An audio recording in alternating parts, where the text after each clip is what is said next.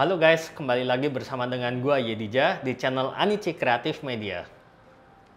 Pada video kali ini, gua mau membahas tentang iPhone 15 Pro yang baru kemarin di launching oleh Apple dan heboh banget ya.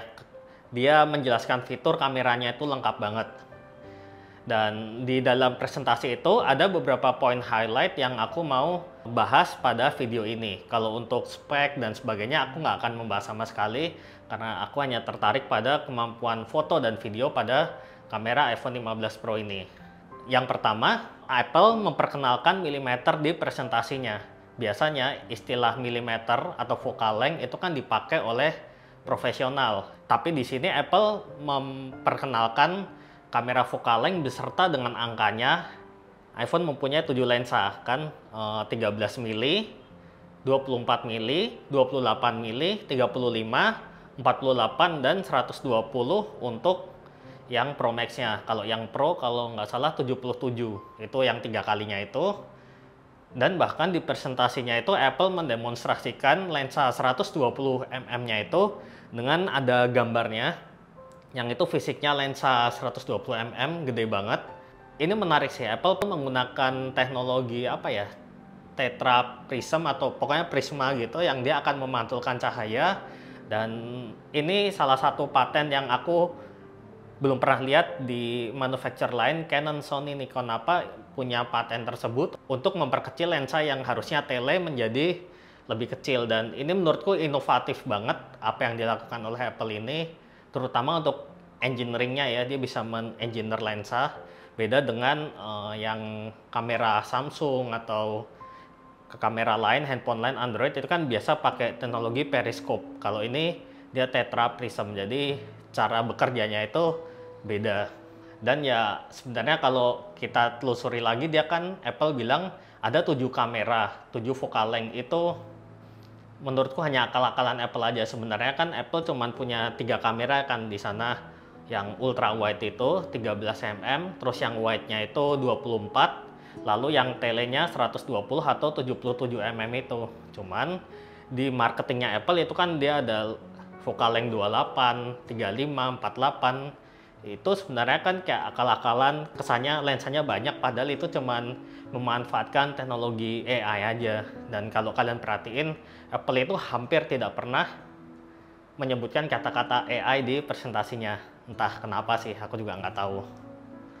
Terus yang semua itu artinya Apple itu menurutku mencoba untuk menggelitik pasar fotografer profesional guys.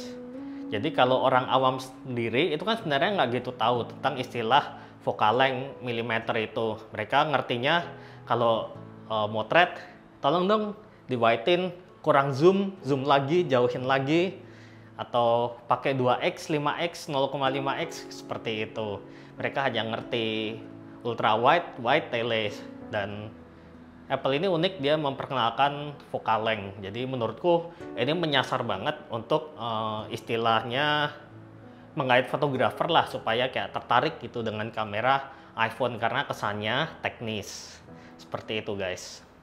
Terus yang kedua yaitu fitur portrait shot. Nah, jujur ini adalah salah satu fitur yang menurutku ini paling bagus di iPhone kamera.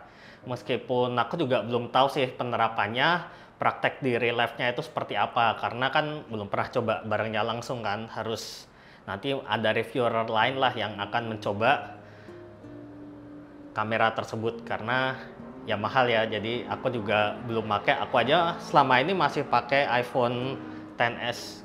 Nah ini sebenarnya fitur portrait shot ini yang didemonstrasikan oleh Apple ini mengingatkan gua tentang dulu tuh pernah ada pengembangan, sampai sekarang juga ada, namanya light field camera. Jadi kalau kalian tahu secara fisika atau hardware-nya gitu, simpelnya light field camera ini menggunakan beberapa micro lens. Jadi kesannya tuh dalam satu lensa besar tuh ada beberapa lensa kecil dengan fokus yang berbeda-beda, ada yang fokus di depan, di belakang gitu. Jadi itu menangkap semua fokus yang ada, istilahnya mengambil foto stack fokus. Jadi di fiturnya ini kan setelah kita jepret, kita pilih mau blur, itu kan bisa dipilih tuh mau yang backgroundnya, foregroundnya, atau midgroundnya. Dan sebelumnya yang bisa melakukan hanya light field kamera. Sekarang dengan menggunakan AI, itu iPhone bisa melakukan teknologi ini. Itu menurutku keren banget, karena hal ini nggak bisa dilakuin di kamera mirrorless guys. Mau yang let's say EOS R3 atau Sony A9, Nikon yang terbaru pun, semua itu belum ada teknologi ini guys. Jadi ini cuman ada di iPhone, dan tentunya Android aku yakin juga ada, meskipun aku nggak gitu ngerti. Ini menurutku menjadi selling point dari Apple, karena ini memudahkan orang awam untuk menyepret foto dan tidak usah berpikir terlalu banyak saat memotret. Istilahnya nih, kalau ada momen, kita nih yang pakai kamera SLR aja itu kan harus jepret, dan kita harus ngerti cara focusing kan, ngerti fokus ke depan atau belakang. Kalau salah motret, tidak bisa dibenerin. Nah, kalau pakai iPhone kan kita langsung motret aja, dan nggak peduli mau salah fokus, nanti bisa dibenerin di akhir menggunakan fitur AI-nya ini. Dan kemungkinan iPhone juga menggunakan LiDAR sensornya itu untuk bisa menangkap beberapa fokus itu guys. Aku nggak tahu di belakangnya, cuman kemungkinan LiDAR sensor itu berguna di situ. Nah, terus yang ketiga yaitu fitur USB-C-nya yang bisa digunakan untuk recording eksternal. Ini juga gue yakin banget sih, dari semua fitur kamera yang sebelumnya aku bilang itu, ini merupakan yang agak-agak paling gimmick gitu guys. Tentunya di real life dan di lingkungan yang selama aku berada motret profesional itu, ya kalau iPhone mau secanggih-canggihnya iPhone, mau bisa lock, bisa atau apa ya, cuman buat quick snapshot aja gitu. Jarang buat yang bener-bener produksi serius dan menggunakan fitur ini. Jadi quick recap, iPhone ini punya kemampuan buat nge-record 4K 60 fps dalam log format. Dan bahkan kamera yang aku pakai EOS R ini aja masih 4K 30. Kalau 60 tuh harus nge-record tapi di Atomos. Kalau yang iPhone ini bisa dicolok di hard disk eksternal aja, karena USB-nya juga ada USB 3 kan katanya, jadi cepat 10 Gbps. Dan meskipun menurutku fitur ini sangat berguna, tapi ya mungkin cuman 5% lah dari semua pengguna iPhone yang bener-bener sih memanfaatkan fitur ini. 95% lainnya kan kayak gue ini mungkin termasuk 95% yang cuman quick snapshot, upload ke sosmed atau edit-edit dikit, kelar. Karena tujuannya orang pakai smartphone, menurutku kebanyakan sih 95% kan mereka justru nggak mau ngedit kan, mereka mau langsung foto, langsung video, langsung bagus, langsung diupload seperti itu. Jadi ya ini menurutku hanya gimmick aja. Dan bahkan kalau kalian lihat di presentasinya Apple, itu Apple menggunakan iPhone itu untuk capture tethering langsung ke Capture One. Gila, itu keren banget sih. You can use your iPhone with Capture One to shoot and instantly transfer 48 megapixel Pro RAW directly to a Mac, easily creating a pro studio suited for today's fast-paced needs. Itu biasanya itu dilakukan oleh fotografer profesional dalam pemotretan studio, dan ya menurutku juga gimmick aja sih. Siapa sih profesional beneran yang untuk kerja pakai iPhone buat motret studio gitu. Dan menurutku oke, mungkin kalau dilihat di layar handphone cukup lah.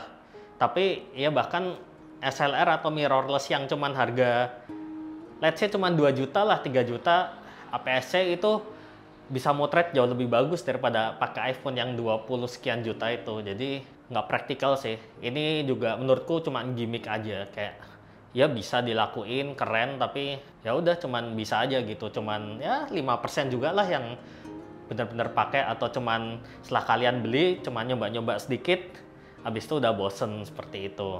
Itu yang ketiga. Terus yang keempat yaitu format HEIF, Pro RAW, dan 48 megapikselnya.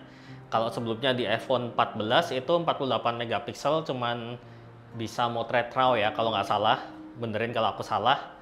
Tapi di kali ini itu udah bisa motret HEIF atau tanda kutip JPEG-nya, seperti itu guys. Kapan-kapan aku akan bahas perbedaan HEIF dan JPEG ini. Tapi yang pasti HEIF itu file size-nya lebih kecil dan bitrate-nya lebih besar, dan dia bisa menyimpan foto animasi lah seperti itu. Tapi meski begitu, 48 megapiksel itu menurutku sih itu sama kayak log format sih, itu gimmick aja gitu. Dan 48 megapiksel itu agak kegedean juga sih menurutku. Aku yang selama ini pakai iPhone yang 12 megapiksel aja udah lebih dari cukup. SLR dulu aku pakai 7D 18 megapiksel itu jauh lebih dari cukup. Cetak meteran pun udah jauh lebih dari cukup. Sampai 10 meter pernah 18 megapiksel, bahkan udah di crop. Jadi 48 megapiksel tuh agak gimmick sih menurutku. Tapi kemungkinan enaknya kalau megapiksel besar itu kan kalian bisa motret landscape lalu kalian crop ke portrait dan itu masih bagus. Itu kalau megapiksel besar sih keunggulannya menurutku di situ. Tapi tetap balik lagi sensor nomor 1. Jadi gimana kesimpulannya?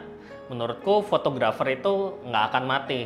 Justru di sini Apple membawa professional environment-nya ke khalayak umum. Karena kalau kita tahu ya, hampir semua orang itu punya handphone dan banyak juga yang pakai iPhone, sedangkan yang punya kamera mirrorless SLR itu kan tetap aja niche market sedikit yang pakai kamera tersebut. Dan hanya hobiis, dan kalau kalian pakai kamera mirrorless, mau itu yang canggih pun, itu kan tetap ada namanya learning curve gitu. Jadi kalian harus belajar lagi fotografi, beda dengan iPhone yang orang baru pertama kali pegang aja disuruh ngeklik aja udah langsung bagus gitu. Bisa, karena apa? Prosesnya internal. Dan tetap seperti sebelumnya, fotografer profesional tidak akan mati, tapi memang dunia fotografer itu menurutku akan makin sempit. Terutama untuk kebutuhan casual foto, itu kan karena handphone udah bagus, jadi mirrorless atau SLR yang workflow-nya agak panjang meskipun lebih bagus itu perlahan-lahan ditinggalkan. Tapi untuk profesional, company profile, foto liputan, wedding, liputan jurnalisme, tapi jurnalisme banyak yang pakai handphone sih. Ya, profesional, komersial, buat website, buat baliho, buat cetak terutama, itu tetap market fotografi nggak akan mati. Karena pada ujungnya menurutku smartphone itu hanya merupakan alat all-in-one, jack of all trade yang bisa melakukan segalanya. Tapi kalau buat kerja profesional, karena bisa melakukan segalanya, kita pakai alat tersebut jadi nggak fokus. Misalnya lagi motret tiba-tiba ada notif, lagi motret tiba-tiba kepengen ngecek Instagram, seperti itu loh. Jadi keuntungannya dedicated equipment itu kita fokus kepada keunggulan alat tersebut, seperti itu. Jadi smartphone berguna, tapi alat dedicated equipment, kamera, audio ini itu akan masih kepake. Dan juga memori yang akan penuh. Kalau handphone kan sepenuh-penuhnya iPhone harus dipasang lagi ke laptop untuk mindahin data. Kalau kamera ini kan tinggal cabut memory card, ganti memory card, dan bisa motret lagi dengan cepat, seperti itu. Jadi buat para profesional, menurutku kalian nggak perlu takut. Justru kalian perlu mengembrace teknologi tersebut, dimana memanfaatkan teknologi yang udah disematkan Apple di smartphone-nya ini ke dalam workflow fotografi kalian. Nah, itu tantangan sebenarnya sih. Termasuk teknologi AI, yaitu yang dulu ngedit susah sekarang gampang, itu juga tantangan. Tapi itu berjalan bersinergi lah dengan dunia profesional.